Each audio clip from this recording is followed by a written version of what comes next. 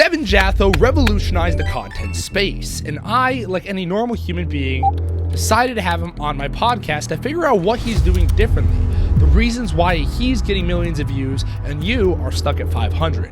Enjoy this interview. It's completely unedited. My name's Alex Davis. I'll see you guys in the interview. Let's go. Welcome back to another episode, everybody. Today, I have a real treat for you, Devin Jatho, one of the best creators of the modern era. I have editors that come to me all the time. They're asking, what style do you want to edit in? Because I make content, and they have Alex Hormozi style, and then they have the Devin Jatho style. Devin, you're so iconic now. You actually have your own style in the editing community, which is insane. Like you just, and I assume you're still 19, right? I just turned 20 in March. Oh, congratulations. But for a 20-year-old, you have achieved a level of success that I aspire to be like, and so does everybody listening. So I appreciate you coming on today. Oh yeah, thanks, man. Your past started when you were 13. Like, does that resonate with you that like a lot of people don't get started when they're 13? Like it takes them a long time to get going. Do you ever think about that?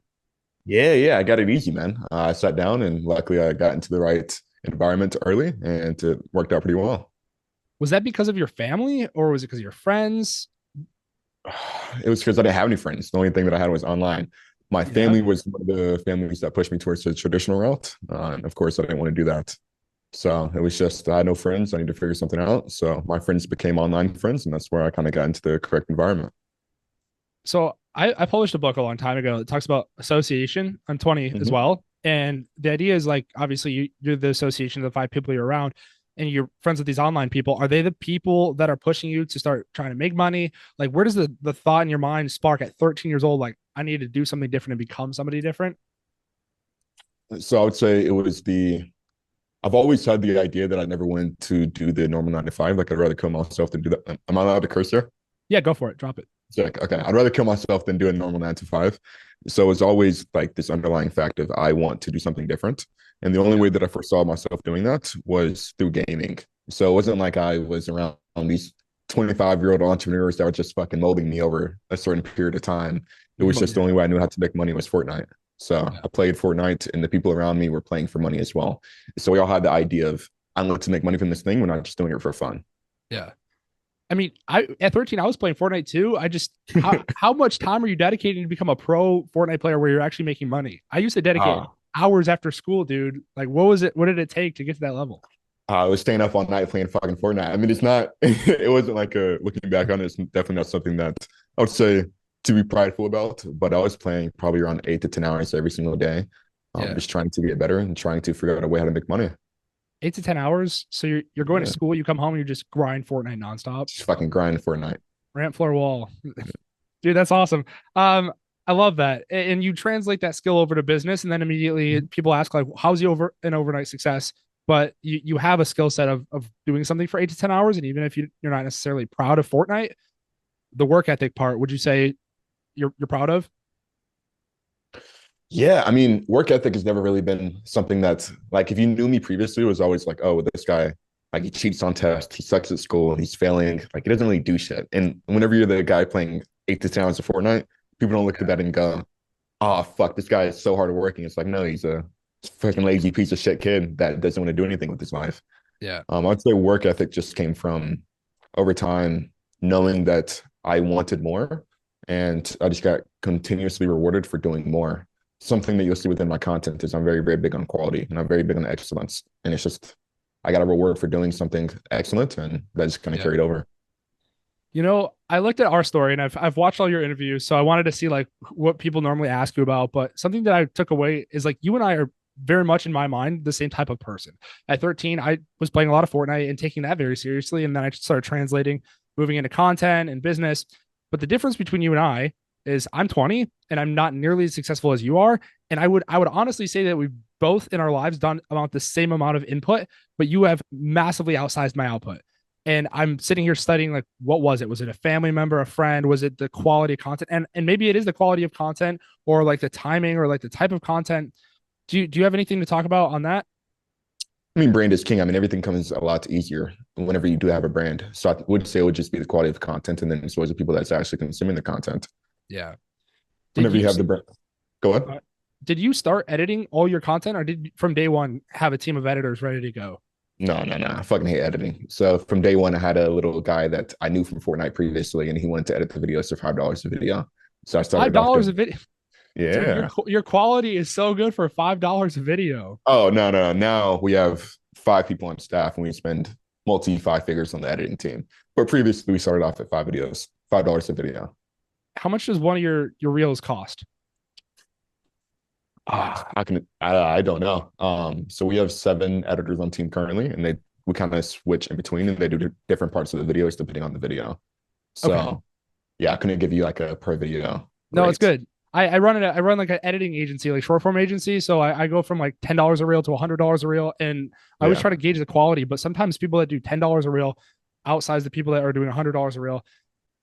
At 17, I decided I wanted to be an entrepreneur, and some people who make a shift from the 9 to 5 to I want to make my own income and do that thing, maybe make the shift into content as well. They start getting a camera, they start doing podcasts, they start clipping up reels, and there's just so much of it now. Would you agree? Yeah, 100%. And I do like find myself, even though like I try to put out the best quality content possible, I still find myself falling short. How could somebody who's just getting started, even with their phone or whatever, like really ramp up the quality so that people actually stop and they actually listen to their content and it's not just getting 200 views every single time? So by quality of content, are you necessarily gearing towards the quality of information or the appearance of video? Let's start with appearance because I definitely want to go to the body of the video afterwards. So appearance of video. So I mentioned this previously, but I want to show you now that we're talking about it. So actually, TikTok is blocked off on my phone. Okay. Okay. So if we were to open up TikTok and we were to scroll through 10 videos, those 10 videos would all not be high quality. Most of them will not be done on camera. Most of them will be some 16-year-old girl recording on the iPhone 13. Yeah. So I think that the quality of appearance is not the most important thing. However, if someone wants to increase the quality of appearance and they only have their phone, well, the first tip would be to use the back camera instead of front. Back camera is going to be automatically better. And then as well as also on the camera settings, assuming that you have an iPhone, I don't know about Samsung or Google Pixel, Yeah. but assuming that you have an iPhone, you can switch it to 4K recording. And then as well as also probably one of the more important settings to change is going to be if you go to your camera settings and then you go to what will be called formats, you can click on formats and then it will show high efficiency or most compatible. If you switch it to most compatible, that'll make your video less blurry. And so those would be the 2 main settings that you can switch on your iPhone and use your back camera. And then ensure that you use high quality uploads on Instagram or TikTok, whatever you post, or whatever platform you're posting on, which is just a setting within the platform. Okay, cool. Now let's shift to the body of the content because, like you said, there's 13-year-old girls that don't even try and they're blowing up. I mean, Hawk 2 is like the most famous person in the world, and that wasn't even like a high quality video. But like, what does it take now to make a video that you know is going to go viral? Okay. Sorry, I kind of just like left that question off there. You're good. So, I mean, the Hawk 2 girl and the videos that I was speaking about previously with the 13-year-old girls, I mean, those would be entertaining videos. And I would assume that most of your audience, and including you, would be more so geared towards making educational videos because viewers that watch entertaining content want more entertainment. And there's no money to be made there because then you compete with people that sell entertainment. You're going to lose to Netflix at $7 a month. Yeah. So if you want to make money, I would go into the assumption that you're making educational content because people that watch educational content seek more education. And in that context, I think it's just a lot of people throw around, well, your video needs to be valuable. However, I feel like that's not necessarily the easiest way to conceptualize what your video needs to be. Yeah. I would say if you can look at it as, is your video useful? I love useful. That's my favorite word. Yeah, it's good. I think that would be a better way to look at it. So it's purely just based on the fact of, is this video useful? And after someone watches the video, do they go, oh, I would have never thought of it that way, or I never thought of that before. And then they actually learn something. Okay. So I have a friend in college and he's friends with Tappa, the guy who I assume you know Tappa. And when we sit down to talk about content, like researching, we kind of like made a mental model that like you can research anything and you could teach somebody how to do something that you don't even yourself know how to do. So my question is, what is your advice, or do you think that this is okay for somebody like, let's say, a 17-year-old kid to go on a ChatGPT to start writing up like, hey, give me a video idea on how to make $1 million and like framework it out. And it's very like educational. You learn a lot of stuff, but the person speaking, the talking head, has no idea what they're even saying. And they just used a bunch of like research off ChatGPT and Google and articles. And Like, do you know what I'm saying? So there's a term named viewer depictable, and that is, can the viewer actually see themselves putting in the value that you're giving them within the video? So can the viewer see themselves doing that? Now, Okay. the biggest roadblock for someone, let's say, for example, the 17-year-old that's teaching other people how to make $1 million, it must be very, very visually apparent that he's a credible source. Because if he's not a Yeah. credible source, then his value is no longer valuable. Yeah. Because if I don't believe that it will work for me, I have no reason to believe that it will work for me because he's not done it himself. Because if he knew how to do it, he would do it himself. Okay. And then on the flip side, if somebody just like 17-year-old kid has no life experience, they don't even like really have anything going for them. How are they able to become educational or entertaining when they have no resume, they have nothing to teach, they don't even know like how to be entertaining? Well, then if you look at what we do, it's social media. So, for example, if someone came up to me, let's say, for example, a 40-year-old is happy paying me for social media help because they assume that I know more because I grew up in the generation of social media. However, if it was maybe I'm a life coach, obviously there would be some sort of resistance there. Yeah. So I think it's just choosing what you're speaking about. And I think that will do a lot of help because if you're trying to tell a majority of the population how to live their life, or maybe it might be a tip about fitness and you're not that big, it's like, I mean, you're kind of fighting an uphill battle. But if you position yourself correctly, I wouldn't see an issue with a 17-year-old coming and telling other people how to do things as long as they're open to it. Okay. Okay. So it's more of the how I have done this rather than how you should be doing this, that type of mental shift. I think everyone starting, it's always how you should be doing it. But I think at some point, as long as they are actually trying to get good at what they're saying, they Yeah. eventually switch to the here's how I've done it. Yeah.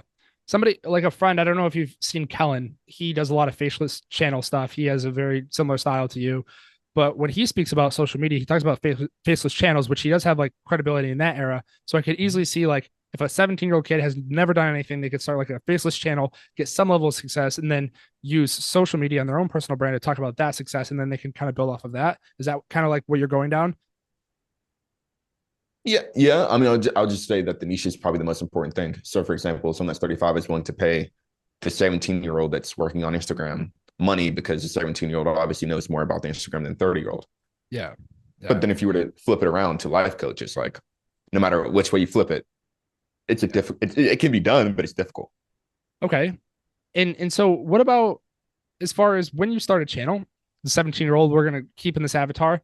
17-year-old starts a channel and like their first goal for some reason because of society, they want to go viral because they think that that is the best metric, which I don't agree. And I know that you don't agree with virality is the first thing that you need to focus on. Indeed. So they're doing a bunch of silly stuff. They're talking about cats and whatever they think is going to go viral. But like long term, the idea would be to monetize. I think everyone needs to make money. So long term goal is monetization. But you talking about cats right now is not obviously going to get you there because unless your product is cat related, it's not going to be a product fit or anything like that. So what is your advice to somebody who's just starting to have like the long term vision of like knowing like, okay, in the long term I want to monetize, but I need to like have I need to talk about content that's going to attract an audience that is eventually going to buy a product later down the road. What would be your advice to that type of person? So that type of person, I think it's just more so of a question of clarity. So if you're going to build something in the idea of monetizing, then it needs to be in correlation to the content that you're posting. So it's just, well, what do you actually want to monetize on and then create content around that? And I think that's the first step is to get clarity on what you're going to be posting about. Because without that clarity, then everything else is useless. How do we find that clarity? It's a good fucking question. I cannot give you the answer because I don't know. I sat down one day, I was like, holy shit. Do you know Stephen Miller? Yeah. I've seen all your interviews. You talk about them all the time. Yeah. So I first found that you can make money doing this through Stephen Miller. So I was watching his videos like, holy shit, this is amazing. It was Yeah. better than what I was currently doing because I was doing door knocking and it was fucking cold. So I was like, I gotta do something. Yeah. So whenever I saw Stephen Miller's video, I was like, okay, well, this is my clarity. I'm gonna fucking do this. And it just worked out. So clarity is found probably through life experience rather than just randomly having an idea. I feel like when people, and this is my path when I talk to people, like they're like, they have to have everything planned out. Like they have to make like this large, grandiose plan. And obviously when they start making content, things change, this shifts, and then their plan falls apart and then they stop. They just like stop posting, they give up. But what you're saying is like, if you see somebody who's done something successful like Stephen Miller, then you can at least know that it's possible. So then you can just start going towards the direction and then eventually you'll figure it out. Is that kind of what you're saying? 100%. It's just action. So Like, like this wasn't the first thing that I did. yeah. Like I did a bunch of things previously. I made content about other things. And just this was the thing that was successful. But I took action on other things and they just didn't work out. So it wasn't the fact that I was just like, oh fuck, I know this is gonna work, so I'm gonna stick with this one. It was Yeah. like I tried different things. They didn't work and this one did. So it's just taking action over time. How long do you need to do something before you realize I need to pivot into something else? People are like, I'm going to do this and this and this, and then whatever one takes off first is going to be the thing I'm going to focus all my time on. But then they don't give any of it enough time. But it seemed like you did Fortnite, you did door to door for 5 months, and then you're doing content. And then I mean, luckily for you, your like fourth video popped off. But some Yeah. people, it takes like 2 years, and then they're like, well, should I change or should I keep going? And like, what would you say to that person? What would I say to that person? The question is like, when would you pivot? When do you know that you've given everything you're like you've given content, everything you've got, and you're just not successful, and you should do something different? Can't give you an answer there because I don't know. I Yeah. mean, maybe I should pivot right now. Maybe this is a better vehicle right Dang. now. Dude, So if it's you just like pivot, that'd be so fun. Wow. so I mean, Yeah. I don't know. What if Okay. I never pivoted? Obviously that could have been an issue. Not an issue. But what if I never pivoted, then I became Jordan Belfort whenever I was knocking on doors? I guess it's like no one ever fucking know. Yeah, dude. Speaking of knocking on doors, I did that as well. Like the Yeah. vehicle I got into before content was door knocking solar, except I did it for one day. You did it for 5 months, bro. I don't know how you lasted that long. I got out on the door. I was like, I can't do this. I'm done.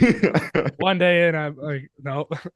But no, I mean, I even closed a deal like the same day, like install on the same day. It was my first day on the doors. But like hearing that you did it for 5 months, like mo correct me if I'm wrong, most people don't have the resilience to go walk and knock on strangers' doors for 5 months straight in the cold, right?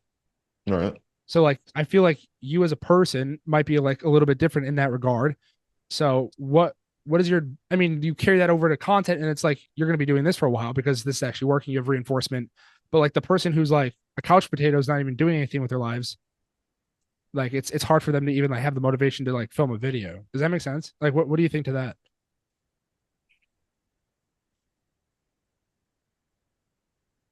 I think it was just pressure. So the only reason why, I mean, obviously, if I found an easier job that paid the same, Yeah. I'd go for it. Like it's not like I was just like, you know what, I said I'm gonna do this, so I'm gonna stick to it. No, if I was out there and it's because I did it in the hot and the cold. Yeah. For the 5 months, I started in like probably June. So I started whenever it was hot and I ended when it was cold.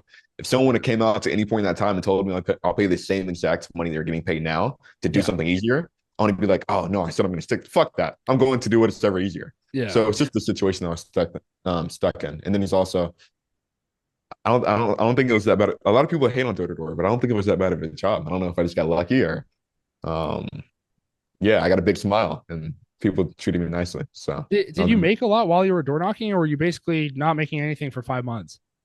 I probably did like probably my best month, probably like 4.5, which Yeah. coming straight out of high school, just graduated. It's not horrible.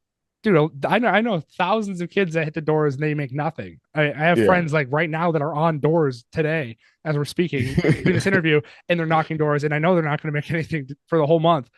So I guess the whole reason I'm saying this is because while I'm doing my research about you, I'm trying to figure out like what makes Devin different or more successful than every other person that has also tried. And I found like, okay, you're in Fortnite, but you weren't just in Fortnite because every other person while we were 13 was also in Fortnite. You're a professional Fortnite player doing it for money. And then you're like door knocking, but for 5 months and you're actually making something rather than people who do it for 3 years and make nothing. And then it's like you're doing content, your fourth video explodes. Like there's like a string that follows all those activities that says that Devin is just like a little different or is doing something different than other people. So I don't know if you've ever self-analyzed or like put it together in a framework. If I could like show people how to do that, that would be really helpful, I think. I have a higher expectation that everyone else has of themselves.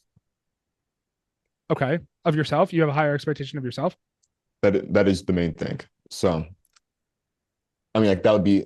I mean, I don't know, of course, but that would be like the main thing that I believe would be the thing that would set myself apart. I have a very, very big delusion that I am undoubtedly just born to be better than everyone else.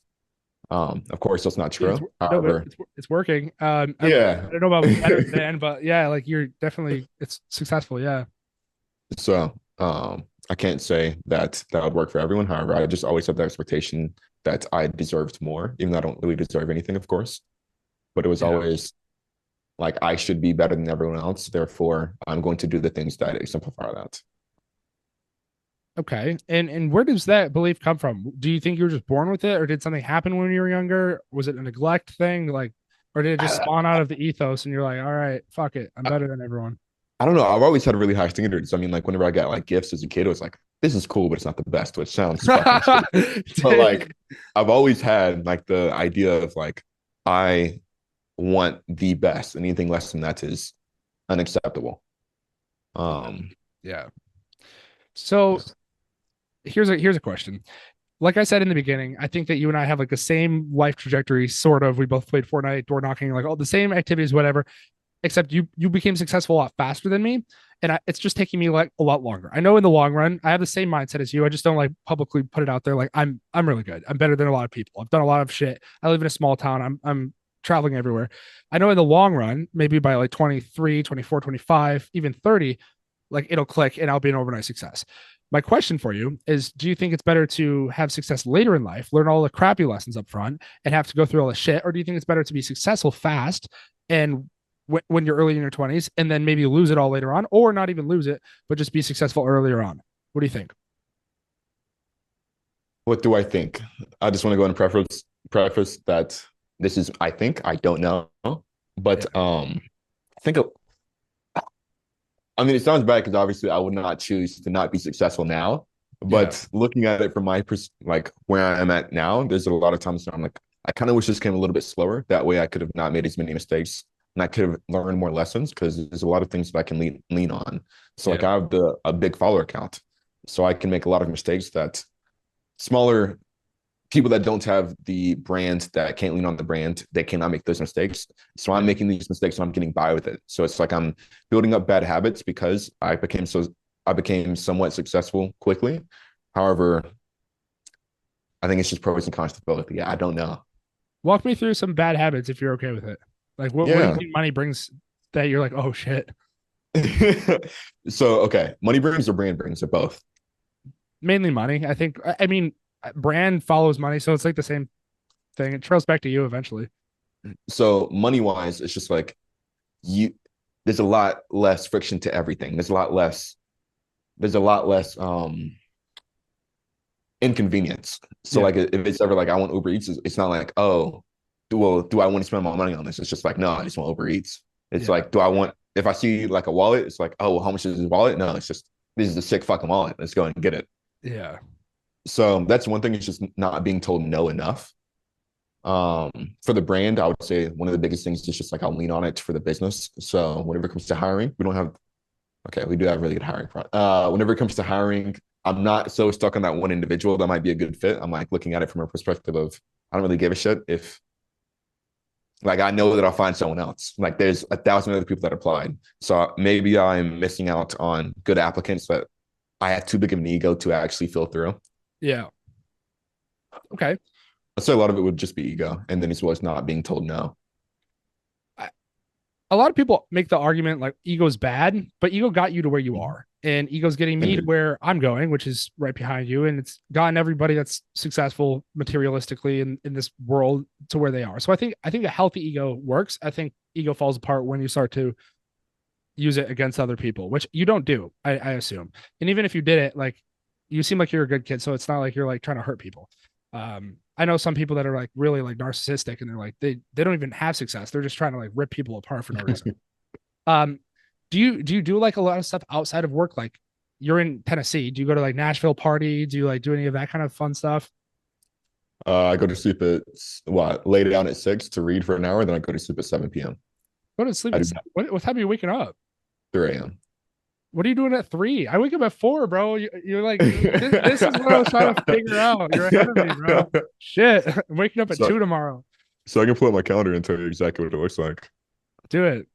Wow. So I it's knew that there was a secret, dude. It was hidden in there. It's definitely 4 a.m. not the wake up secret, boost. man. So at let's see, 3:15, I jot down stats and then I brush my teeth. So I weigh myself. I look at how much Stats? money in my bank account. Yeah, so stats, weigh yourself, how much money you got. This is an What argument. else? Or stats. So how good is my sleep last night? And then as well as my calories tracked from the day before. So that's the first 15 minutes. And then from 3:15 to 4:15, I go walk on a track. So there's a school track like 5 minutes away from my home. So I just go walk there for an hour, try to get a clear head before I begin work. And then from 4:15 to 8 a.m., I do my deep work. And then from 8 a.m. to 8:30, I prepare myself for the gym. And then from 8:30 to 10, I either do my marathon training or I do a gym session. Whenever I get home, I drink my coffee, my protein, I take a shower, and then from 11 to 4 p.m. I work. And then from 4 p.m. to 5, it's kind of up in the air. If I have more work to do, I'll do it. If not, I'll chill. At 5 p.m., I'll do my nightly routine, set myself up for success for the next day. Then from 6 p.m., I get in bed. I'll read for about 30 minutes. I'll take my supplements, and then I go to sleep at 7. And what is the benefit of going to bed at 7 and waking up at 3? Um, what are the benefits? I wake up before a lot of my US team. So I don't get any DMs at 3 a.m. So it's like I don't have fires to put out within the business, so I can completely focus on doing the new moving task. It forces you to reduce distraction. So for example, if I wake up at, let's say, 8 a.m. instead, and I go to sleep at what? That means you go to sleep at 12. If I'm up at 10 p.m. at night, I'm gonna get into some shit that I don't want to get into. You know what I mean? It's just like you're opening opportunity to do things that you know would probably not put you further to your goal. So it's more so just a discipline thing rather than anything else. So I'm huge on deep work. I think Cal Newport killed it when he wrote the book. And I have this whole idea, like, it doesn't matter when you go to bed or when you wake up, but the time that you are awake, like what the hell are you doing during that time? Auditing that and figuring out, am I spending it, watching porn and hanging out with friends and doing stupid stuff? Or am I actually in deep work sessions, working on a business, filming content, doing outreach? And I've started, like, I used to do like the 5 a.m. all the way till 10 p.m. and I would go to bed at 10 and wake up at 5. And I still do that. But then I also, like, sometimes I just can't shut my brain off. So I'll stay up till midnight or 1 working. And I mean, I don't think that it has any negative effects on my life, but hearing that you go to bed at 7 and wake up at 3, I've never heard that routine before. I don't know if you've like looked into it a lot. So one thing I will say, I paid a guy named Billy. Shout out to Billy. I don't know his last name, but he's a health coach. Yeah. But he was the health coach for like Iman Gaji, that kind of stuff. And he kind of walked me through. I would say I was not a very good client. I didn't show up to a lot of the calls, but for the calls I did show up to, he basically walked me through like, okay, well, you need to wake up and go to sleep at the same time every day. And that's like the main thing. Stick to that and you're good. So that's just like the main thing I focus on. I feel like I got a little bit off topic. What was the... No, it's good. The health coach, and we're talking about different routines. What's the difference between waking up at 5 and going to bed at 10, or waking up at 3 and going to bed at 7? Oh, yeah. I mean, like, there's no fucking difference. You're awake for the same amount of time. It's not like you get extra hours. It's just what times do you want to be awake? Yeah. There's so many biohackers. I heard this thing from Ed Milet. He was like, I wake up at 6, and then from 6 to 12, that's my first day. And then from 12 to 6, that's my second day. From 6 to 12, that's my third day. I have 3 days in one day, and then I have 21 days in a week. And I'm like, bro, this is going too far. I don't know what's going on. I think there's merit within that conversation because I see why a lot of people look at it as like that's horseshit. But have you ever read the book, The 12-Week Year? Yeah. So I look at it the same way as like the concept of looking at it from the 12-week year of not being annualized. So it's like whenever he does that, of course, it sounds like horse shit. But if he can get that done in his mind, I could definitely see the benefits. So I don't fucking look at it. No. Yeah, I mean, dude, I'm a huge like in a biohack. Anything that allows productivity to be optimized, I'm in for it. It's just sometimes people go off the rails a little bit. I'm like, but you said your first deep work sessions before 8 a.m. Like you crank that out and then you go to the gym. But then you have the latter half of the day where you're working. So what is the difference between the morning work and then the day work? Is the morning work like your stuff, personal projects, content, and then the like the regular US time when everyone's awake, that's client work and that kind of stuff? Or so I really don't have client work. I mean, it's pretty much like all done with or do it yourself. So I don't really have client work. From 4:15 to 8 a.m. is always, okay, when I'm working on a module, I'm working on some sort of presentation for the community or content creation. And then from 11 to 4, which is like my medial task, I don't really take that many meetings. You're the only meeting on my calendar. So I have a 15-minute leaders consult with the exec team within the company, and I take that for 15 minutes. But other than that, I don't have any meetings. It's just typically, it's just a shit that doesn't take a lot of time. So like, I lied. I do client work. So we have like video reviews within the community. So I'll sit down and review a couple clients, give them the feedback. You said what? The BRB, what is it? video reviews. Oh, videos. Okay, Yeah, okay. yeah. Yeah, okay. So yeah, I guess client. I mean, like I guess client work, and then just whatever else needs to be done. I'll typically leave that portion open, and I just figure out what I want to do. But everything that I need to get done is done within that first block. And do you travel a lot? No, I would say I'll probably travel maybe 4 months out of the year at max. And where do you go when you travel? Is it just Miami and So we went to Miami for the first traveling session. Typically, whenever I travel, is to record a course. So we went to Spain this year to record media masterclass, and we dude, went there that's for three. so sick. What? Yeah. Okay. So my director of media and the guy that edits, well, used to edit a lot of my videos, he lives in Spain. So I was like, you know what, let's go see him. So we flew out to a couple of members from the team and we went to Spain. And then other than that, it's just I fly around to go speak at events. So I spoke at one of my previous, I speak at a client's event in September to go to Dubai. And then I spoke at one of my previous clients' events, Brian Mark, in Canada. Really? Yeah, What do you charge as a speaking fee? Do you make a lot of money doing that? I don't charge a speaking fee. Oh, interesting. Yeah, if it was someone random that messaged me, it's like, all right, Like eight well, grand. what's the Yeah. what's the setup? But if it's just Okay. like I know this guy, I like him, it's like fuck it, pay Yeah. for my first class flight, and we're good. Sweet. Okay. What are you guys doing in revenue right now monthly? You don't have to share if That's you don't want to, bro. yeah, yeah, No, you're yeah. chill. You're chill. I know you guys are around seven figures or a little less or over whatever. Seven. Which is, dude, it's insane that for 20 years old, I don't, you have so, like, you give me so much motivation and inspiration. You don't even understand. Even though we've like just now met, like for the last couple of years, if I didn't see somebody like you hustling, I would not be able to like see like a North Star and like figure out where I need to be at 20 years old. And there's only a couple other individuals that are in our age group that are doing what you're doing. So all props to you, man. Because without you, like there wouldn't be a lot of people I feel like that would know where to go or how to get there. It's I pretty awesome. appreciate that, and I definitely agree because I think Iman is one of that guys for the both of us. It's like, okay, this cocksucker, I'm Yeah, gonna catch him. bro. Yes. What have you and Iman met yet? Because I have, But bro. I got to connect for you if you're down for it. Have you heard of Matt Shields? Matt Shields, I feel like I've heard of it before. So Iman's new course, it is he there was like that huge like mansion thing. They were all at a dinner table. Two of those guys, Josh Riviera and Matt Shields, I know both of them. I went to Miami, went to the Agency Lab event with Joel Kaplan, and Matt's been on my podcast. I like hang out with him, like I have his number, and he posts a bunch of content on YouTube. Really starting to grow his channel. And Josh is like a really cool guy too. And he did a collab with Iman. So I know that Matt would love to talk to you because I'm sure that he's admired your content for a while. I could make the connection. Yeah, yeah, that would be cool. I definitely want to talk to somebody that doesn't want to talk to me though. Like unless they know me beforehand, it's like I don't want to have the conversation. So I'm curious, why not just reach out to these people like Iman or whoever you want? Do you do that? Like, do you just DM people because you have such a big platform? I mean, I would assume that Iman, if he's seen my face, he only seen it once, and I would assume that he doesn't have like that much of association with me. And I'm not someone that wants to reach out to someone, hey man, do you want to connect? Like it's just like I think eventually, whenever the time comes, if there's a natural occurrence to where our paths meet, then it'll be cool. But if that does not happen, then I don't like the idea of just being like, hey man, my name is Devin, I do this. It's like you'll see me sometime and you'll definitely see me on your page more often. So we'll talk whenever we get there. Interesting, and I'm sure that Iman will eventually see your stuff, and at a certain level, he'll reach out. I think that's yeah. He reached out to Matt when Matt got to a certain level too, so that's pretty cool.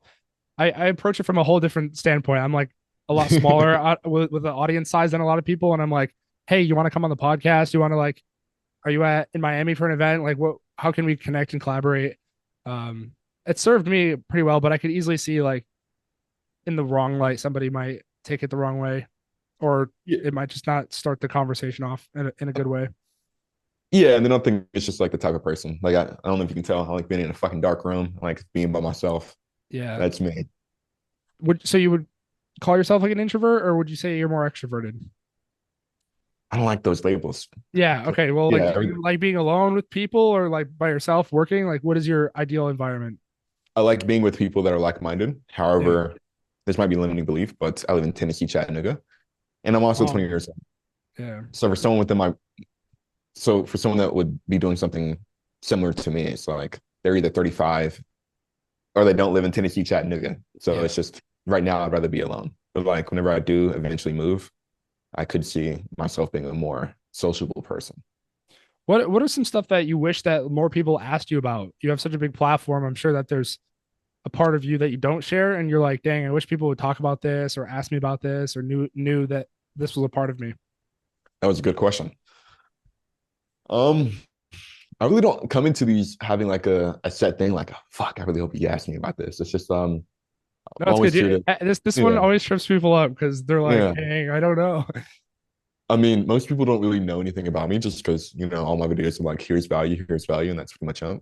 Yeah. Um, I guess fun facts about Devin Jatho. I really enjoy cologne. I have a collection of like Bro, seven. I told you we're the same Yeah. person. I have so much Yeah. cologne. It's nuts. Yeah. Do you like Clive Christian? A little bit. Yeah. But I've never bought it. I'm not a huge fan. I like Versace or Creed or I mean those are Oh, like fuck. super like well known ones. Um yeah, Aqua di Gio, like I don't know. Okay. We got to give that a designer. We'll go back to niche. We'll talk Yeah. about that off pod. Yeah, yeah. Um, but yeah, man, I don't really live that interesting of a life. Like there's not much to give you. Where would you say your goals are right now as far as being 20 years old? You've done something that not I would argue that not a lot of grown people have done for your age. Where do you feel like you still have room to grow? Where do you really see yourself getting to in the next 5, 10 years? I think the room to grow is everywhere. Um, where do I see myself in 5 to 10 years? I can't visualize myself in 5 to 10 years. My next goal that would be sick to hit would be a mill a month. Um, A mil a month, bro. Wow. yeah, that'd be cool. And that'll come Yeah. soon. Yeah. But What would it take for you to get there? Is it just more content, a bigger audience, higher ticket products, more selling? so right now we're working on a product line. Previously, we only sold stuff for the agency. Now that we shut it down, the ticket was 10K a month, and that was just like we just sold that. But the issue with the agency, with the content agency in specific, is just that at a certain point, if you want to scale, you must reduce quality, and that's not something I was willing to do. So then Reduce we built it quality. out Why do you think you would need to do that? because the potency is always going to be within the founder. So if my main skill, if I'm the skill set that drives the company's quality within the actual service itself, because what I would consider the content guy within the company. I just know the most about content within the company, which then again could also be a limiting belief. But I have the higher standard for the company because I have the most responsibility and the most upside to it and downside as well. So I feel like when we start to step away from it, unless you have really, really good systems, so that's also a limiting belief. One of the bigger things that I had an issue with was the fact of getting other content creators to come help with the agency. And if the content creator's actually done it himself, they are expensive because they now have leverage to do whatever the fuck they want. Yeah. So if a guy has 200,000 followers all through organic and his videos are blowing the fuck up, it's like, can you really offer that guy, hey man, I'll pay you a set salary whenever it's just like, fuck that. I can make a product and make that in 2 days if I make a launch. Yeah, So that but became a bottleneck for us. wouldn't that be how big companies are built? You find people that are more skilled and more crafted, and yeah, you have to sacrifice capital that you've made to put them on a salary and find something that they're okay with. But now you have somebody who's better than you at a skill set running the company, and now you get to step away. Like, wouldn't you make that trade or? Yeah, like, I would make that trade 10 times over. We hired a lot of people that were script writers, copywriters that were very, very successful copywriters that knew exactly how to write scripts and all that good stuff. But it just never worked out. It was never done to the quality in which I liked.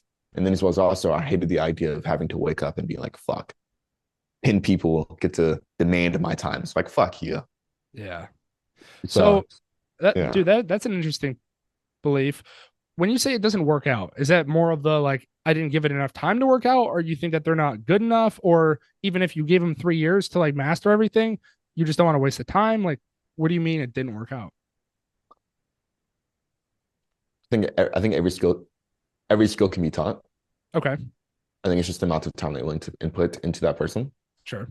I would say for the vehicle, whenever it came to the decision on which vehicle we're going to create, Yeah. agency would not be the best vehicle to go down, Yeah. at least for us and what we wanted to do and what our goals are. To get Okay. to $1 million a month with an agency and profit, It's hard. that's fucking hard. Yeah. Yeah. And dang, is that the ultimate reason why you just burned your agency down because you knew the vehicle itself was capped out at a certain level? Yeah, I mean, like we sat down and we like looked up because I was trying to make the service fucking perfect. I was okay. We have this editor here. We have a sound design here. A person that does sound design for the videos here.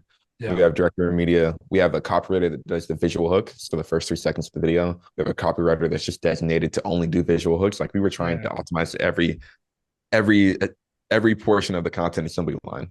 And then whenever we got to it, it's like, okay, so this is how much we charge and this is how much we make per client. So this is how many clients we need to make a month.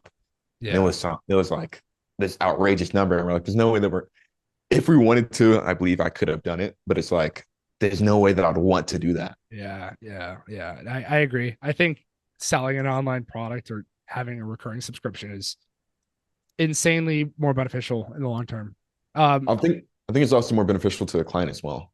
yeah, yeah, they get more attention on a smaller boutique agency than you have thousands of clients and you're like, your goal is 1 million a month and their goal is I want to grow a channel. It's like, I can't even talk to you because I have 1,000 other people. No. I think for content, of course, you don't want to be in the lowest ticket. Like the more money you pay, of course, within any online product, the more access that you're going to get, the quicker you're going to Yeah. get the results. But in content, I think it's much more beneficial to learn the skill of content creation rather than outsourcing it, because there's 5 steps to creating a video. You have the ideation, you have the scripting, you have the recording, you have the editing, and then you have the SEO. You can only outsource 3 of those 5 things. You can only outsource the SEO, the editing, and then as well as the ideation. The person that's making the actual videos themselves, they must script and record. Yeah. So it's if they can get better at that skill rather than trying to lean on someone else for the responsibility of the content's performance, I think that person will do much, much better. Yeah. Yeah. So I would say even for like a creator, it would be better if they went and tried to learn the skill through a course or whatever they might do even by themselves than paying an agency to rely on the performance of video. Could you even argue that the agency, if they were like babysitting the client that much, then it might be the agency's fault? Like the agency could be like, hey, listen, you have to do these 2 things, which I already know that you would tell your clients. Like, I can't help you at all with these 2 things. Go do this. If you suck, I'm sorry, we can't help you. Like, it's done. That's like, I feel like that would just be a setting expectations thing. And then like if you don't hear from them for 3 weeks because they're not getting better at filming, it's like, sorry, but we'll take care of everything else. What do you think? I think definitely. However, I am big within reputation. And if that one person doesn't do those, if that one person comes in and it's like, even if you set the correct expectation, he's just gonna have that one fucking client. Yeah. And $10,000 a month. You're right. If someone looks at their fucking at their P&L sheet and they see 10K, 10K, 10K, 10K every single month, and they're like, I really don't want to do these 2 things. It's a rough situation. Yeah. Well, so what's the better play now? Is just info products and software? What is it? Well, I don't foresee software being very helpful within content unless it comes to just the creative side of like editing and all that kind of stuff. Yeah. Yeah. So for now, for me, it's just we have 3 programs: low ticket, mid ticket, high ticket, and it's geared towards where you are within your business, and that's just the business model that we're going to stick to, and what we found to be working a lot better than the agency.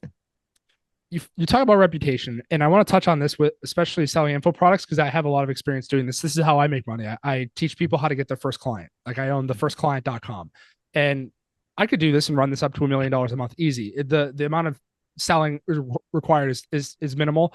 But what I find is, and this could be a product problem, a mental problem, I don't know what it is, but I find like the consumption of just any course or just one-on-one coaching or done for you coaching, whatever it is minimal. Like 30% across the board, like 30% of people will consume and actually use the product, go through the course, do the calls. Like I would have people send me $2,500, turn around and just never call me again. They'll block me. And I'm like, bro, give me, like, I can refund you your money back. What has gone through your brain as far as making sure that the product style to the point where you can't really have a bunch of students saying, well, Devin's thing is crap because I didn't use it and I'm not successful because I don't put in the work. What do you think? So the first module within the course is named within every single course. There's 3 different course materials first module is always going to be welcome to whatever the course is named. And then we go over a very, very clear expectation. Now, my favorite one there would be the reframing of how to look at the course. So as soon as you join, you must watch this module as unskippable, and you're going to sit down and watch it, and you cannot speed it up. And that module is basically saying, hey, there's two different hills. This is where you are, and this is where you want to be. Now, what you may have come into this course thinking is that I'm going to give you the bridge that's going to get you there. However, I'm not going to give you the bridge. That's not what this course is. This course is the nails, the rope, and the planks sitting on the current hill that you're on. I am just the resources and the materials for you to build with. If you choose not to build, you will not get to this hill. Now, what I can promise you is that these are the best fucking tools that you ever fucking find. You bought the best fucking thing you can buy. But if you want to build that bridge, you must take these tools and build that bridge. And that's been like that was probably like one of the biggest changes in like people looking at it like, oh, okay. If I don't do this, this is my fault. Okay. And then plus all of the YouTube videos, all of the course modules, they are built in mind of like, they're not, I buy a lot of courses and they're like fucking Google Docs and the guy's just talking over the Google Doc. Like Zoom video? Yeah. It's like no shit that 20% of the people are going to watch it. So all the course material and all the course modules, it's always, I'm speaking to camera, and we have a lot of days of editing and a lot of days of graphic and worksheets and stuff to go along with it to make it to where hopefully we can get to the percentage up. I think right now in the high ticket it's like 66%, which isn't bad, especially for the high ticket.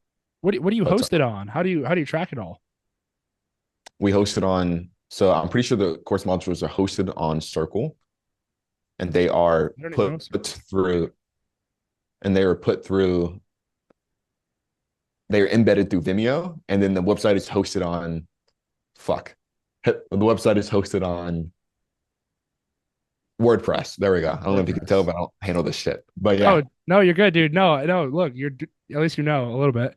Okay. So 66% on the high ticket. Do you find that, and you don't have to share this, do you find, I've talked to a bunch of other people who sell information, that you get a bunch of chargebacks and refunds, even with the clear expectation somebody will watch the video and be like, fuck Devin, I'm getting my money back. And then they'll charge back, refund, or they'll go through the whole thing and then they'll think that they're smart and then try to charge back after they use the whole thing. Do you find that, or how do you mitigate that? So I've refunded 3 people within the lifetime. That's good. That's really good. One guy, he had an Amex and he went through the program. He even got some servicing from us, but you can't beat a fucking Amex. Like we had contracts with everything, but if someone charges back with an Amex, they're getting fucked. So that got refunded. And then the other 2 were just like, hey man, like this looks cool and all, I just don't really like you all that much. So I'd love to get my money back. Yeah. No, I talked to this guy who ran $1 million a year education business, and they had like $30,000 per month in refunds and chargebacks disputes on Stripe. And it freaked me out. That was like the ultimate reason I'm like, I can't sell information anymore or one-on-one coaching or courses or anything, but people are still doing it and they're obviously successful. So maybe I'm missing a piece. So I figured I could ask you, and then maybe you could, like, if you've only had 3 people ever refund you, then you must be doing something different. Or yeah. I would just say first impressions are a huge thing. Just make that first impression really good. I don't know is it an info product? It's one-on-one coaching. One-on-one coaching? Oh, okay. Yeah. You should be good. Dude, because one-on-one coaching, you're straight. Yeah. But then you capped out as like, there's only me, so I can't handle 1,000 people calling me. And then it's like, if I sold the course, that's obviously the next progression into it. But then the consumption goes down. I feel like, I don't know. Just ensuring that everyone, whenever they first swipe their card, they know exactly what to do and exactly what's about to happen. If they have full clarity, then I haven't found many people that haven't had an issue. However, whenever we first launched the first product, we made a lot of mistakes whenever it came to clarity, and everything is really complicated. And there was definitely some pushback from the community. But that's time. Just make everything very, very simple. And every person I've ever met, like I don't think people are as bad as people make other people out to be. That's kind of fucking confusing. Everyone's done well within my program, and they've been good people to me. So I love it, dude. I want to be respectful of your time. We're coming up on the hour. I'm gonna do rapid fire, and then we'll end it out. Go for it. Now that you've been successful and you're 20 years old, what are the things that you've really enjoyed buying with money that you previously couldn't? Top 3 purchases. Top three purchases. Cologne's one. I've always wanted a lot of cologne. Clothes is second. I've always liked to dress nice. And then third, I would say would be this isn't necessarily something that you buy, but it's something that comes with money, and that's everyone having a higher value of your time. So all of your family, all of your friends, they all go, oh fuck, like I don't want to waste Devin's time. That's very, very nice because they treat you with a different level of respect. So that's something I do like. I love that. Along the money thing, what have you been able to access that you previously couldn't access? Like you just said, value with your family and everything. Do you feel like you're able to go to certain events or be friends with certain people or travel to certain areas that you never previously could? Yeah, I mean, like just the nicer things in life. I mean, first class instead of economy. You can get into events. I would say a lot of it comes with the brain though, because the events thing is like, yeah, people invite me for free to their events just for them good publicity. But like with money, I just have to pay to go. Yeah. But just all the general things, yeah. You read books. What are your top 3 books for a beginner entrepreneur? Ooh, beginner entrepreneur, any niche. Yeah.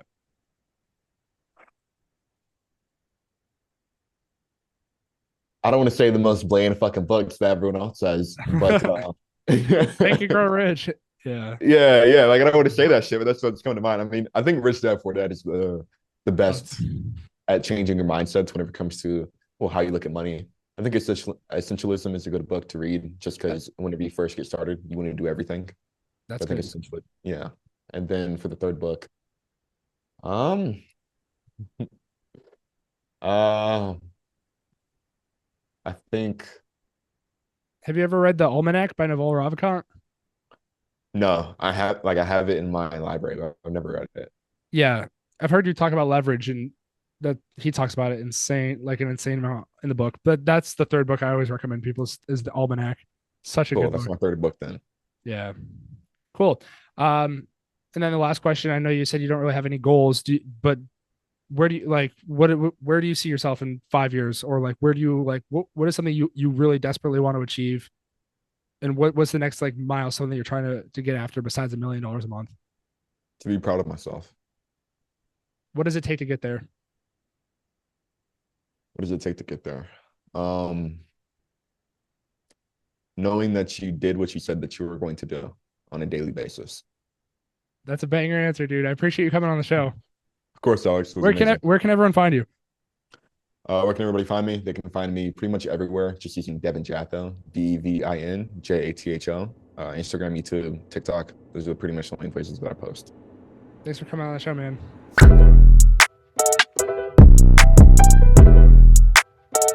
Back in that bag again. Whoa, yeah. Hey. Back in that, yeah.